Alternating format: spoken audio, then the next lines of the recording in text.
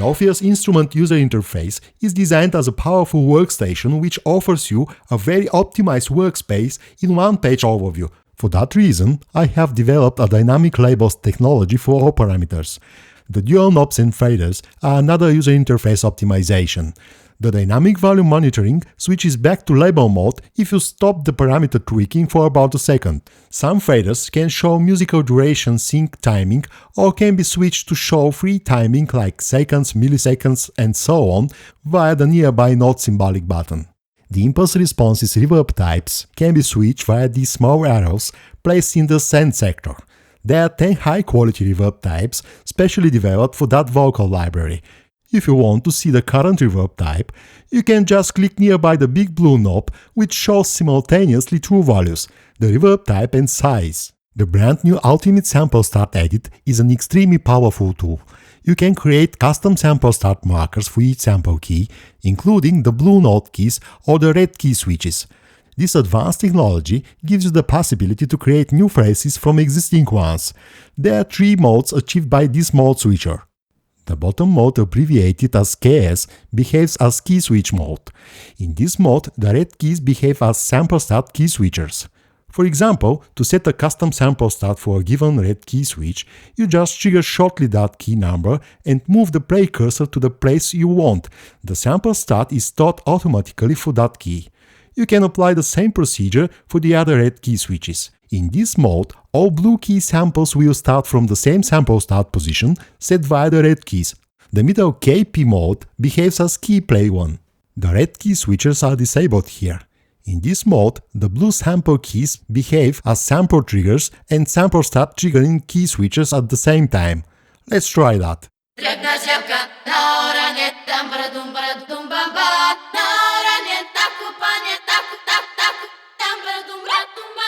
Note, the sample start mapping I made in the previous mode has been stored on the fly, so it can be used in all modes. The top mode behaves as transpose mode. The red key switches are enabled here, but their behavior is different. In this mode, all blue keys will be transposed to the key node set by a given red key switch, like this.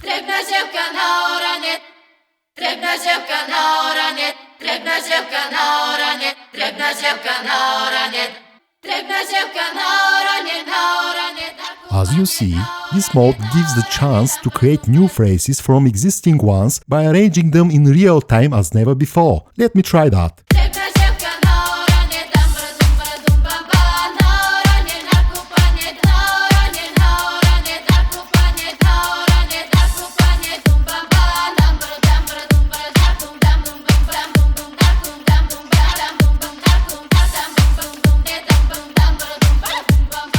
The previous markers are still stored, so I'll clear them using the reset button. Now, all samples start from the beginning. Okay, I have noted that this phrase has some interesting short unison parts, such as dumba dumba, etc., so I'll map all triggering keys to these syllables. As you see, I have mapped the bottom 3 note keys A, A sharp and B to a few different dum-dum sounds, and now I'm going to copy and paste the sample start markers randomly to the other note keys. Just for the demo, I have previously stored such sample start mapping and designed it as brand new instrument articulation patch using some extra envelope settings and effects. Note, the envelope settings gate the sample, so the sound is muted smoothly after the dum-dum syllable. The patch is stored in KP mode, so I can play polyphonic music. Okay, my patch is ready for arrangement. For this demo, I have loaded a solo vocal instrument. Let's audition it first.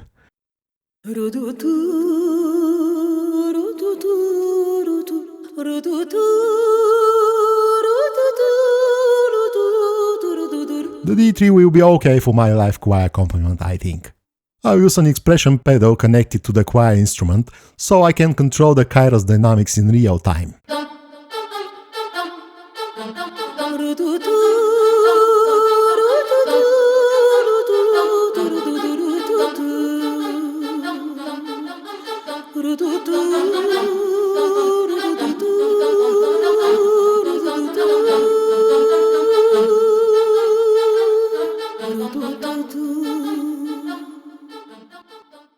Let's have a look at the new MIDI latch function. I have loaded a patch from the chord sync suite.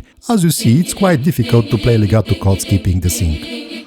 Okay, I enable the latch button so I can trigger the chord shortly and remove my hand from the keys and play another chord super legato. To stop latching, I use the black clutch key. In other words, it can be used for making musical rests. I'll force the tempo to 164 and try that with some background beat. Have a look at the piano roll editor, which will show various ways of MIDI latching. Well, it's time for music.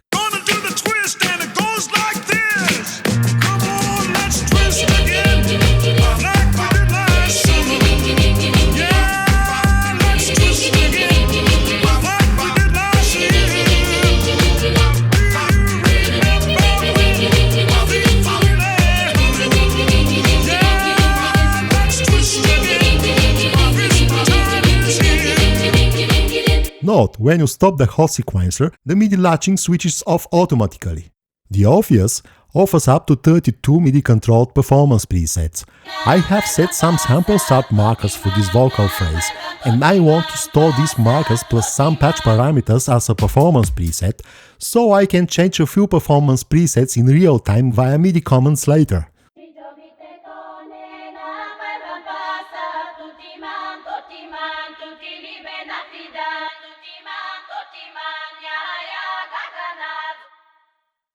Note, the sample start editor mode is stored in this preset as well. Before you choose a new preset position in the menu, you have to switch off the load button, which behaves as an auto-load and reload one. Okay, I'll choose preset number 12 and type a new preset name directly in the dynamic menu. Now, I'll click the save button to store my new preset. Let's create one more demo preset. I will bypass the filters and change the tune parameter in the master section to pitch down the vocals with 4 semitones.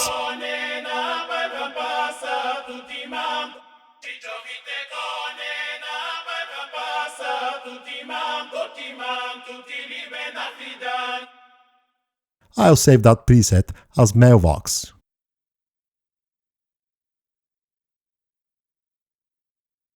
Don't forget to switch on the load button after the storing process. Well, we have 2 new performance presets, which can be used with all library instruments. Okay, I'll try to change the new presets in real time via the silent key switches.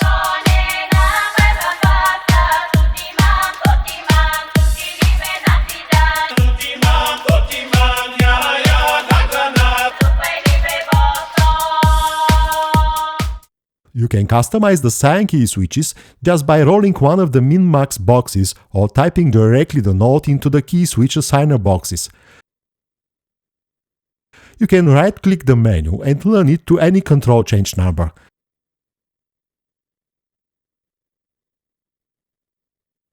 The previous and next buttons can be controlled externally using a MIDI pedal board, for example.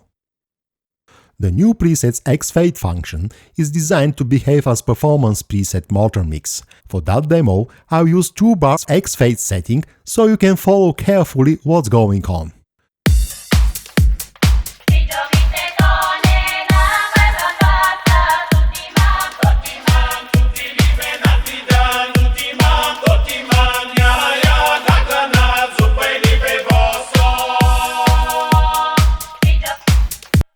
The crossfade duration can be set to free time as well. You can control the X-Fade button via MIDI or mouse click to be able to stop the fading for a while and continue it after a while.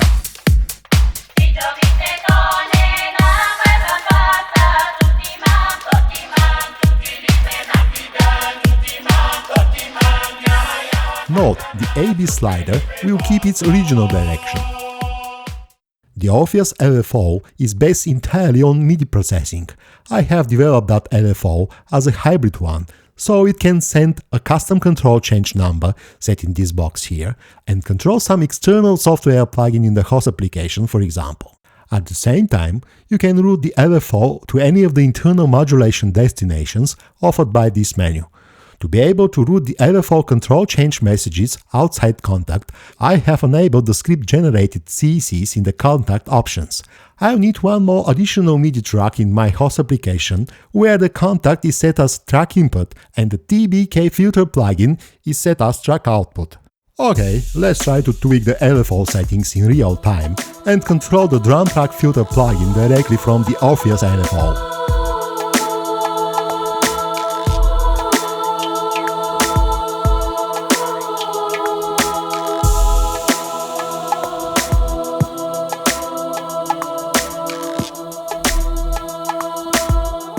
Let's enable the second LFO destination, which will affect the vocals.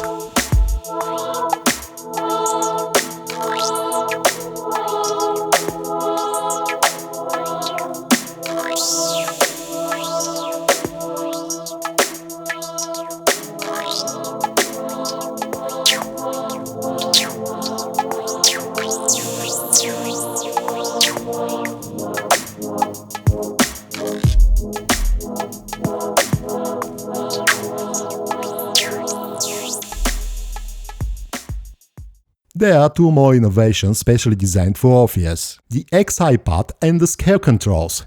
Before using them, I'll click the Learn and Unlearn buttons to reset all previous assignments, if any, in one go.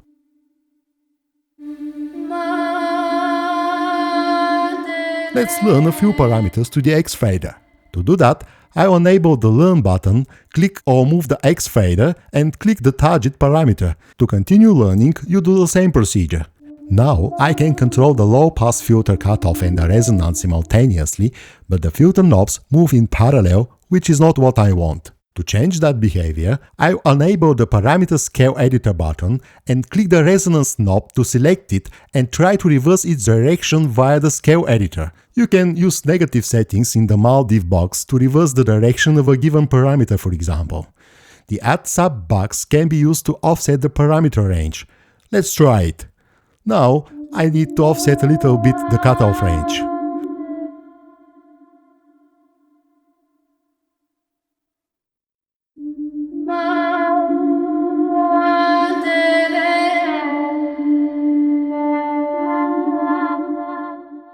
Well, the scales are okay, so I can switch off the Edit button in the Scale Editor sector. Now it's time to learn the X-High path to some hardware controllers. For this example, I'll learn the I fader to the modulation wheel and the X fader to the pitch bend. You can use the pitch bend in ORPHEUS as a controller and learn it to any interface parameter, which usually is not possible. I'll set the pitch bend range to 0 for my performance preset to be able to use it as controller. I have loaded a solo vocal instrument in the Kontakt, which will assist me in the next demonstration. Let's audition it.